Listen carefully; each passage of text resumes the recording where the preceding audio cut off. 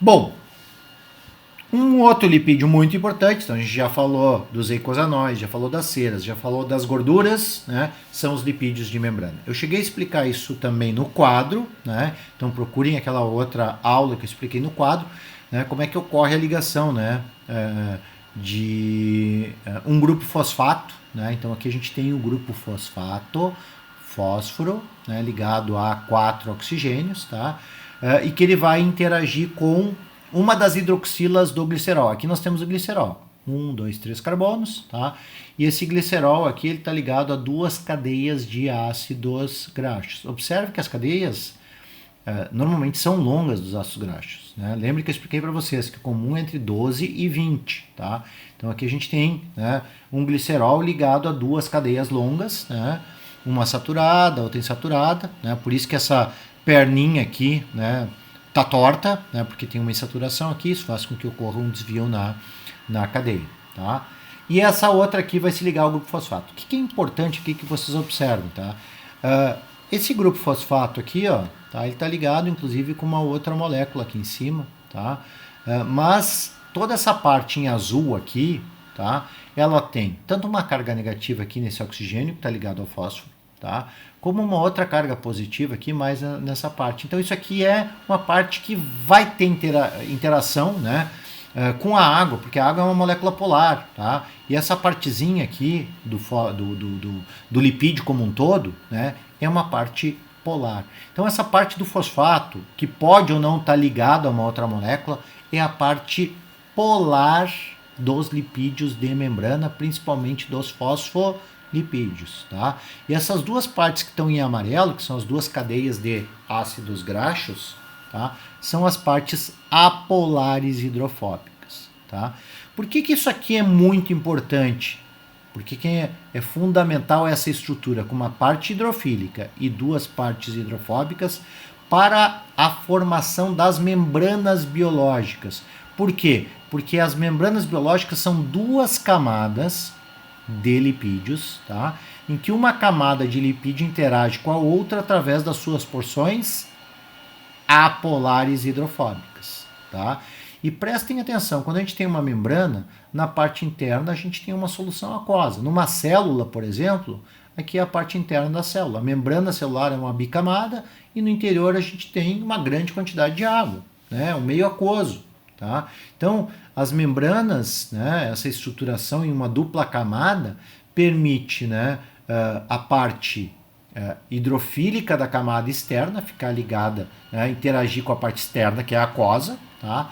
A parte hidrofóbica da parte externa interagir com a parte hidrofóbica da camada interna de lipídios e a parte hidrofílica da camada interna ficar voltada para o meio aquoso interno. É por isso que é possível a gente ter compartimentos, né? Numa célula, tá, a gente vai ter justamente essa estrutura. Eu acho que aqui está até bem mais fácil de ver a estrutura aqui de um fosfolipídio, né? Então as duas cadeias carbonadas aqui, o glicerol, né? A ligação éster aqui que a gente viu antes, né? E aqui justamente o grupo fosfato, né? Então o grupo fosfato, o glicerol, né? E as cadeias de ácidos graxos saturadas ou insaturadas, né? Por isso que quando a gente vê os desenhos das membranas, a gente vê esse tipo de desenho aqui. Cada desenhinho desse aqui, ó, representa o quê? Representa um desses fosfolipídios, tá? Então, na realidade, a maior parte das membranas são chamadas, esse aqui está em inglês, mas está escrito aqui, ó, bicamada fosfolipídica. Essa estrutura de lipídios permite formar essas duas camadas que vão formar as membranas, né? Acho que aqui mais para frente, né? Vocês podem ver justamente a estrutura, né? Da bicamada lipídica, né? E formando compartimentos internos, tá? Então essa é a estrutura dos lipídios de membrana. Só para vocês entenderem, tá? Que na realidade eles têm um grupo fosfato e tem uma outra parte aqui que é variável. Então a gente tem vários tipos de lipídios que são chamados de fosfolipídios que vão variar justamente nesse local variável aqui, tá? Nós temos, eu trouxe alguns exemplos para vocês aqui, né? Na realidade, o que a gente tem aqui que é a fosfatidil-etanolamina, né, que tem justamente o grupo fosfato e uma etanolamina aqui, porque tem um grupo amino, por isso que é uma amina, tá? A fosfatidilserina. Serina a gente aprendeu, é um aminoácido. Observe o aminoácido aqui, ó. Carbono central, grupo carboxil, grupo amino, CH2 e OH. Voltem lá na aula de aminoácidos, vocês vão ver que o OH que está se ligando aqui é o grupo fosfato, tá? Então esse é um fosfolipídio que tem um aminoácido ligado ao grupo fosfato, tá? Fosfatidilcolina, que tem uma colina ligada ao grupo fosfato, tá? A esfingomielina, tá? Que tem uma pequena diferença, tá? E na realidade elas formam uma bainha de mielina, mas que estruturalmente é muito parecido. Por quê? Porque ela vai ter justamente duas cadeias carbonadas, tá? E uma parte hidrofílica que é a junção de uma hidroxila, dessa parte aqui, mais um grupo fosfato que está ligado a essa molécula aqui na parte superior. Tá? Então, na realidade, isso aqui é a estrutura de alguns tipos diferentes de fosfolipídios que podem ocorrer nos diferentes tipos celulares. Tá?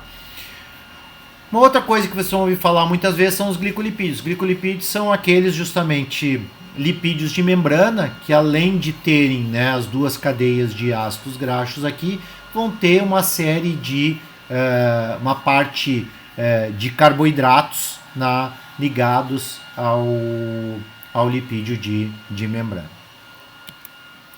Então, dessa forma, eles vão ter as estruturas, né? E dessa forma que eles formam as membranas biológicas, tá? Então, na realidade, com os fosfolipídios e com os glicolipídios, somando-se as gorduras, as ceras e aos eicosanoides, a gente termina justamente a parte dos lipídios formados por ácidos graxos, tá?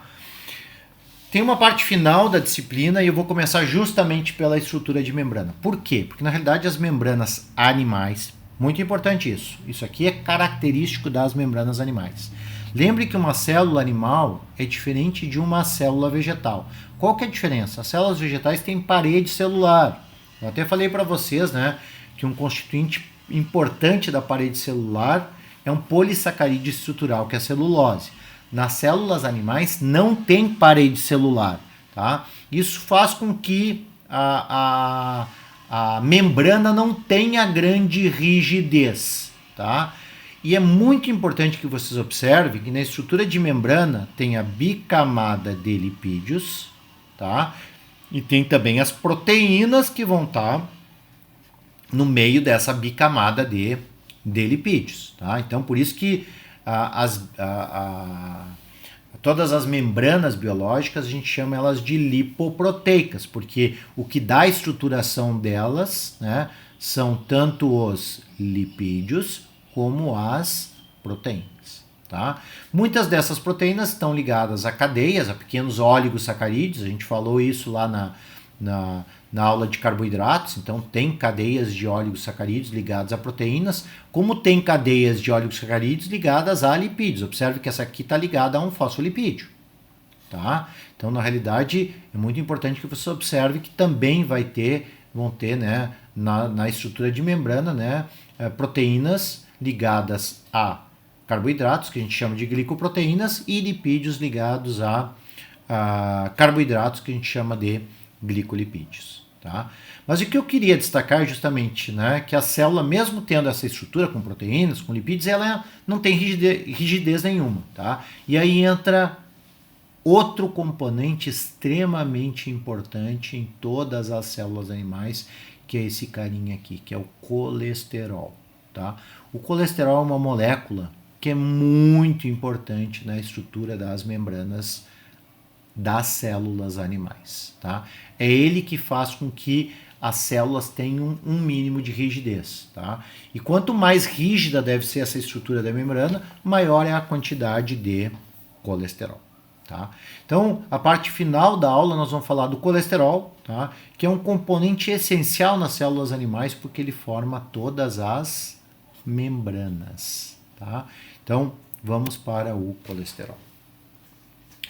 O colesterol, quimicamente, né, então vocês podem ver nessa figura anterior, em que eu apresentei a membrana biológica, né, que ele tem, né, aqui a gente já pode ver que ele tem uma estrutura diferenciada, né, então no próprio desenho aqui ele tem 4 cadeias fechadas aqui, né, e além dessas 4 cadeias fechadas que estão aqui representadas, tá, ele tem uma cadeia linear final, tá, e ele é composto por um total de 27 carbonos, tá.